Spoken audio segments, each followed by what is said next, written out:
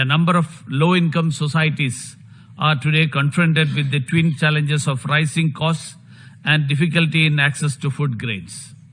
Even those like India, who have adequate stocks, have seen an unjustified increase in food prices. It's clear that hoarding and speculation is at work. We cannot allow this to pass unchallenged.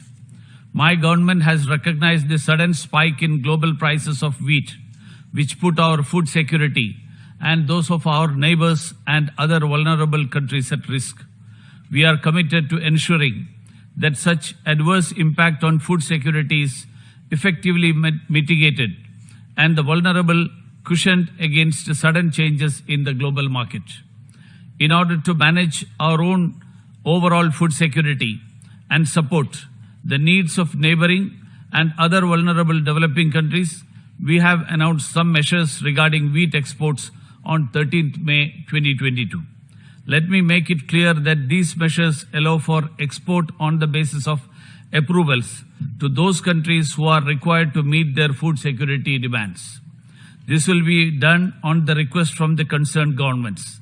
Such a policy will ensure that we will truly respond to those who are most in need. It's necessary for all of us to adequately appreciate the importance of equity, affordability, and accessibility when it comes to food grains. We have already seen to our great cost how these principles were disregarded in the case of COVID-19 vaccines. Open markets must not become an argument to perpetuate inequity and promote discrimination. As for our own track record of helping our partners in distress, even in the middle of the COVID-19 pandemic and ongoing conflicts, India has never found wanting. We have provided food aid in the form of thousands of metric tons of wheat, rice, pulses, and lentils to several countries, including our neighborhood and Africa, to strengthen their food security. In view of the deteriorating humanitarian situation in Afghanistan, India is donating 50,000 metric tons of wheat to the people of Afghanistan.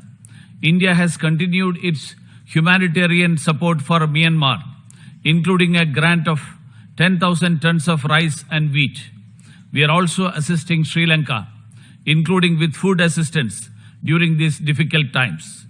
In keeping with our ethos of Vasudhaiva Kutumbakam, which means the world is one family, and our neighborhood first policy, we will continue to assist our neighbors in their hour of need and stand by them always.